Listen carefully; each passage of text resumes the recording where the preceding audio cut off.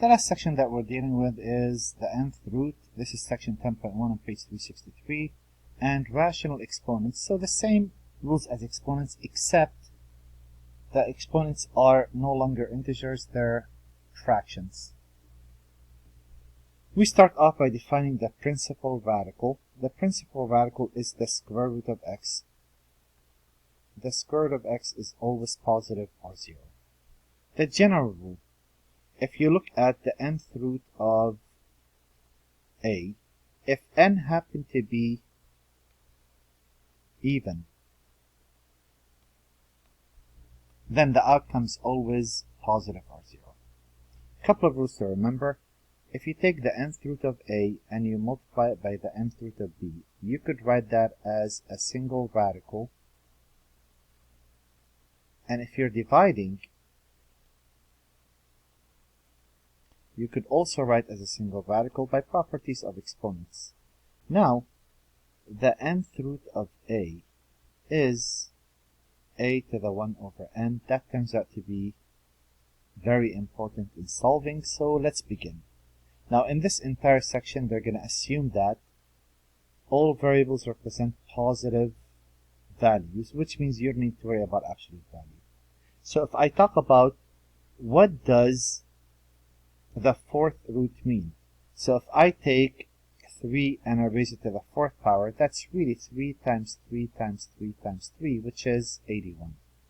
If I say what's the fourth root of 81, I'm saying what did you multiply by itself 4 times to get 81, and the answer will be 3. Now I'm going to be a bit more specific. It's really 3 or negative 3. So let's talk about this. If I was to ask, what did you multiply by itself 4 times to get 16? Well, that would be a negative 2 times a negative 2 times a negative 2 times a negative 2, or 2 times 2 times 2 times 2. But, even though that's true, because of this definition, the outcome of an even index radical is always positive or 0, that's not allowed. My answer is only a 2. If I say what number do you multiply by itself 3 times to get a negative 1, well, you could multiply. Cube roots don't have an issue. It's only if n is even.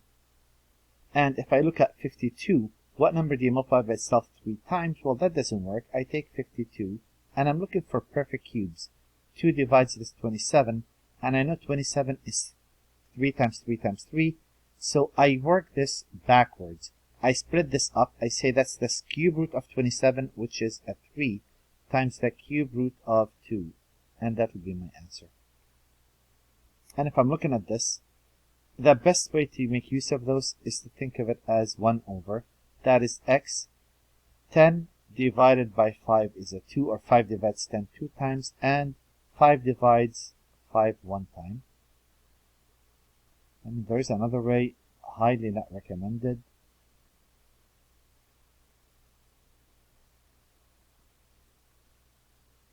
You could say each 5 of those, so 1, 2, 3, 4, 5, that comes out as an x. 1, 2, 3, 4, 5, that comes out as an x.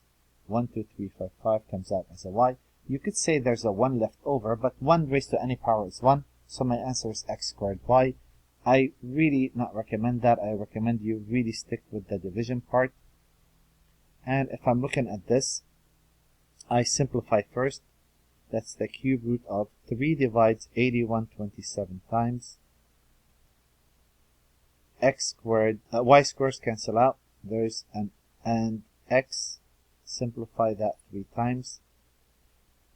What do you multiply by itself 3 times to get 1? 1 is unique. What do you multiply by itself 3 times to get 27x cubed? 3x. So sometimes the radical clear completely, sometimes it doesn't, like this problem. What do you multiply by itself to get 9? A 3, and 2 divides 5 2 times, and you have 1 left over. Or, again, you could say that's the square root of 9. You could say that's x to the 4th times x to the 1. That's a 3. That's an x squared, and there's an x left underneath that radical.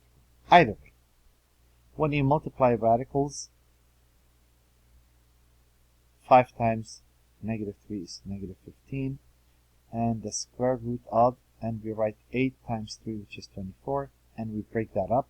We're looking for perfect squares, and I know that's 4 times 6. 4 clears the radical as a 2, and we still have a 6 underneath it. So the answer is negative 30 radical 6. And if I want to add terms, they have to be like. This is 2 times, and this is 4 times 3. 4 clears the radical as a 2, and 3 remains. This is 9 times 3, that's a perfect squared. That clears the radical as a 3, and there's a 3 left underneath. That is 6 radical 3 minus 9 radical 3. So that's identical to like 9x, to like 6x minus 9x. And if you're ever in doubt whether you could combine those or not, always think of it this way. Can I reverse the distributive property? Wouldn't that be 6 minus 9? If these are numbers, real numbers, then yes. 6 minus 9 is a negative 3. Of course, you don't have to show any of this. You could jump from this to this straight. The goal is for you to get comfortable with this and acquainted with it. Here, I look at this problem, say, alright, well, 9 is a perfect squared, so I have a 3x. 9 is going to clear the radical, but the y, there's only one y that doesn't work. I need 2 of them multiplied, and the 25 clears the radical as a 5. So this is 9x radical y plus 20 radical y. If you really want, this is the answer. You can't combine those because they're not like terms. But if you want to do something, you could think of reversing the distributive property. That's y's on the long one. That's radical y into 9x plus 20. You don't have to do that for this assignment. This is the answer. But this is accepted as well. And here I have 8x y minus, this is 5, and both of those clear the radical, plus, what do you multiply by itself 3 times to get an 8? That's a 2xy. So those are the same. Again, if you're not sure whether you could add them or not, think of reversing distributive property. Take the variable out. And if you're only dealing with real numbers, then yes. That is 10 minus 5, which is 5xy. And of course, you could jump from this to the straight. You don't need to work and show the middle step. Now, a radical in the denominator is a big problem. So what we do, we rationalize. Meaning, we need to get rid of the radicals in the denominator. And to do that, we're going to use the one golden rule that's allowed in math. And what that rule is, you are allowed to add a 0 in math, or you're allowed to multiply by 1, and that's it. So you work backwards, meaning, okay, meaning,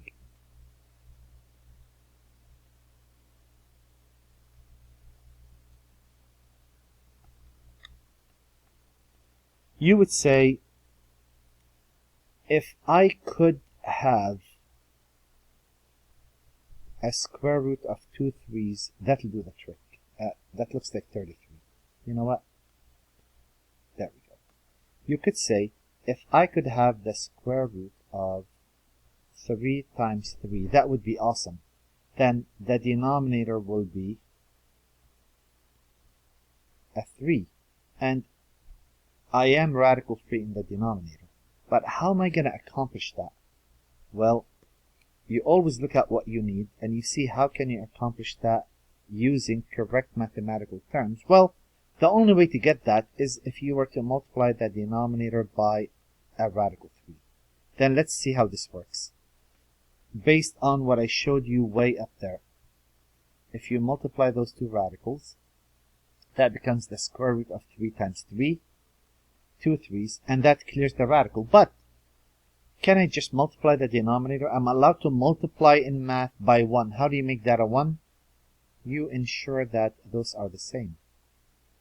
So what does that mean? You multiply those, 2 radical 3, and your answer is 2 radical 3 over 3. And there it is. So 2 over radical 3 and 2 radical 3 over 3 are identical. I can show you that. If I take 2 divided by radical 3, 1.1547, and if I take 2 times radical 3 divided, oops, not in there, divided by 3, there it is. What if I have a cube root? Again, I think about what I want before I proceed. Students just memorize what to do. That's unwise.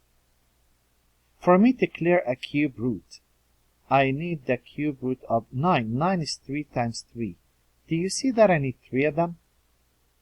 Well, the only way I could accomplish that if I multiply the denominator by radical 3, and again, I'm only allowed to multiply by 1,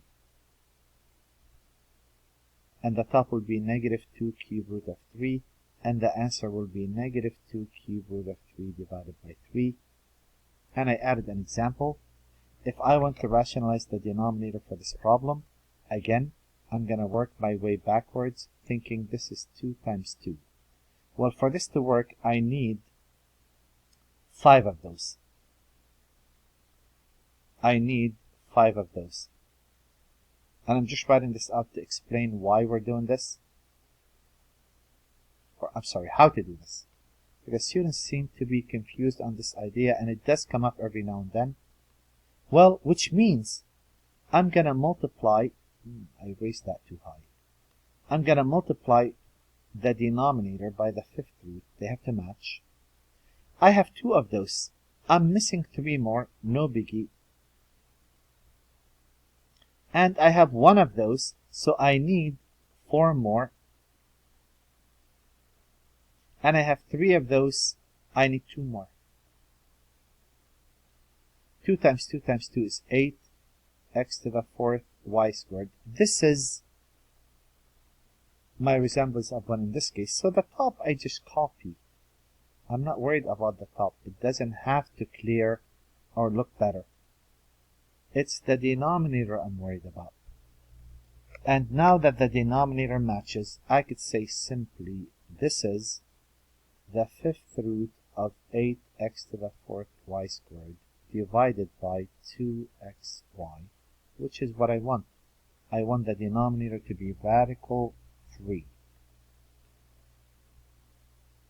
Now, I'm going to take number 54. And I notice there's a problem. If I multiply by radical 7, say the bottom and the top like we've been doing, the denominator will be 7 plus 2 radical 7. I didn't get rid of that. So, if I see 2 terms,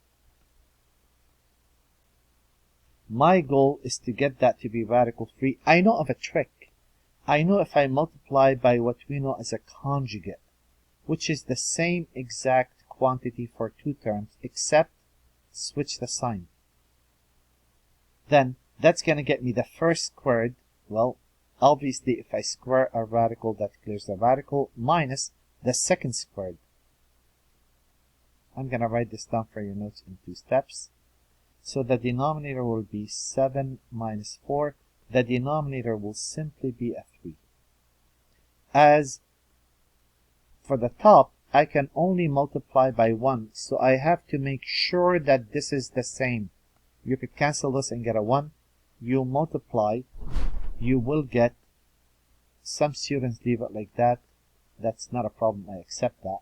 And some students distribute.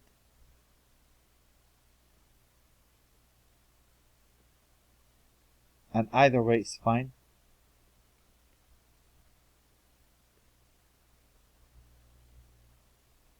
Next problem, again, another one of those to practice. So I see 2 terms, I'm thinking conjugate, the same exact thing that you see. Switch the sign, and that guarantees that you're going to get the first piece squared, and we know that a square undo a square root, which is what we want. That's 5 minus 16. So we know the denominator happens to be and negative 11. As for the top, again, whatever I multiply the bottom with, I must multiply the top with a ratio of 1. I could leave the negative 3. You don't have to distribute that. You could. So you could cancel those. That would be a fine answer. You could say that's 3 radical 5 minus 12 over 11. Or you could even split that up. Something that comes up in calculus is right there.